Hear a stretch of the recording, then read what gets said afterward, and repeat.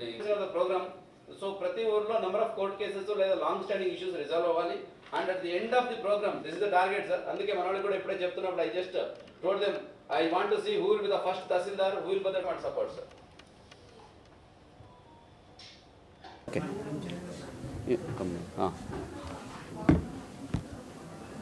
ఎన్టీఆర్ జిల్లాలో డిసెంబర్ 6వ తారీఖు నుంచి జనవరి 8వ తారీఖు వరకు గ్రామ స్థాయిలో రెవెన్యూ సదస్సులు నిర్వహించడం జరుగుతుంది.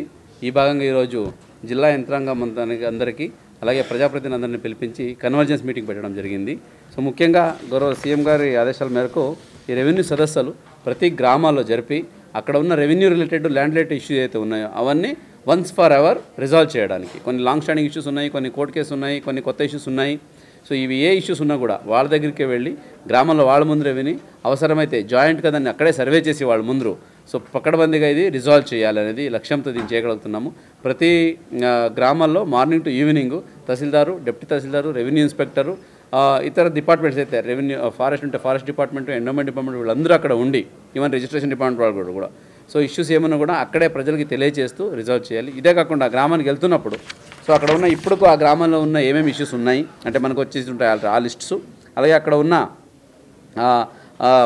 వివాదాలు already list, court cases list, ఈ భూమి లిస్టు ఇవన్నీ తీసుకెళ్ళి అక్కడ వాళ్ళకి ఎక్స్ప్లెయిన్ చేసి కొన్ని అదే రిజాల్వ్ అయ్యి ఉంటాయి, ఇది రిజాల్వ్ అయ్యింది, అది కరెక్ట్గా అయ్యిందని వాళ్ళతో మళ్ళీ ఫీడ్బ్యాక్ తీసుకొని అవ్వకపోతే మళ్ళీ దాన్ని రివిజిట్ చేసి రెక్టిఫై చేయడానికి ఈ కార్యక్రమము రెవెన్యూ సదస్సు నిర్వహించడం జరుగుతూ ఉంది. సో దీనికి అల్టిమేట్ అంతిమ ఉద్దేశం ఏంటంటే భూ వివాదాలు లేని గ్రామాలు నిర్మించడమే సో దీని ఉద్దేశము. దీనికోసం సో ఈ జిల్లా యంత్రాంగం మొత్తం సముచితంగా పనిచేయాలి, ప్రతి ఒక్కరు డెడికేషన్తో చేయాలి, 100% ఇవ్వాలని ఎఫర్ట్ ఇవ్వాలని ఈ కార్యక్రమంలో చెప్పడం జరిగింది. ఇదే ప్రకారంగా మనకు సో షెడ్యూల్ కూడా తయారు చేయడం జరిగింది. అంటే ఏ డేట్లో ఏ గ్రామాల్లో జరుగుతుంది అనేది ఆ షెడ్యూల్ కూడా ఇప్పటికీ సిద్ధంగా ఉంది. ఇది గవర్నమెంట్గా పంపించడం జరిగింది. సో దీన్ని పబ్లిసిటీ కూడా చేస్తాము, ఒక పాంప్లెట్ లాగా చేసి ప్రతి ఒక్కరికి పంపిస్తాము. దాన్ని చూసుకొని కూడా వాళ్ళు ఆ ఊర్లో గ్రామస్తులు ఆ రోజు అందుబాటులో ఉండొచ్చు. ఇదే కాకుండా గ్రామ పంచాయతీల ద్వారా అలాగే ఆఫీసెస్ ద్వారా టామ్ లాగా ప్రతి ఊర్లో దీన్ని ఏ రోజు ఇక్కడ మీటింగ్ ఉంది అనేది తెలియజేయడం కూడా జరుగుతుంది. పబ్లిక్లో కూడా చెప్పడం జరుగుతుంది. మీడియా కూడా ద్వారా మీ ద్వారా కూడా ఈ మెసేజ్ అందరికీ వెళ్ళాలి. సో ప్రతి ఒక్కరు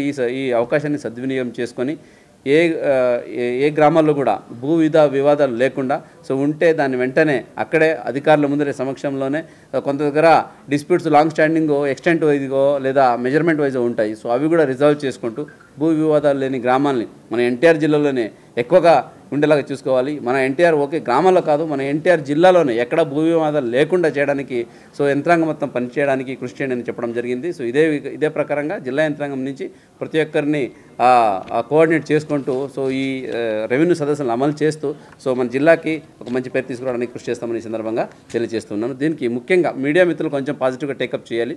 ప్రతి మండల్ లెవెల్లో, కాన్స్టిట్యున్సీ లెవెల్లో, ఈవెన్ విలేజ్ లెవెల్లో కూడా ఒక ప్రెస్ మీట్ లాగా పెట్టి అక్కడ ఉన్న మీడియా మిత్రులు కూడా చెప్పండి. ఇది ప్రతి ఒక్కరికి వెళ్ళాలి.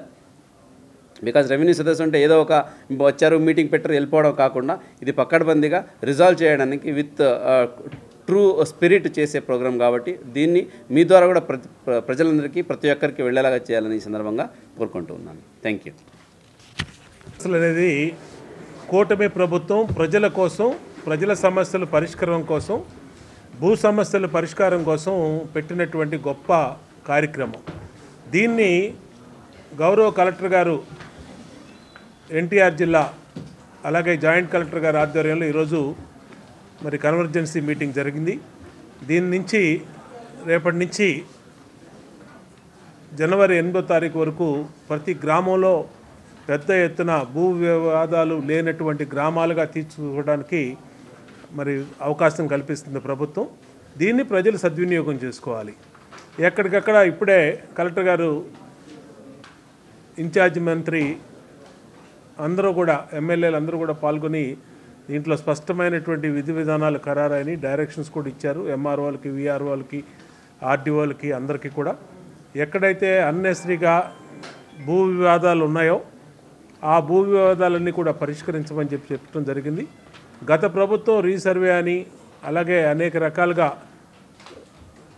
చేసి మరి ఫెయిర్గా ఉన్నటువంటి ల్యాండ్స్ని 22A కానీ ఇనాం భూములను కానీ రెడ్ మార్క్ కానీ ఇట్లా ఇష్టరీతిన పెట్టారు. దాంతో చాలా ప్రజలు, రైతులు గ్రామాల్లో ఇబ్బందులు పడుతూ ఉన్నారు. ఆ ఇబ్బందులన్నీ తొలగించడానికే ఈ కార్యక్రమం.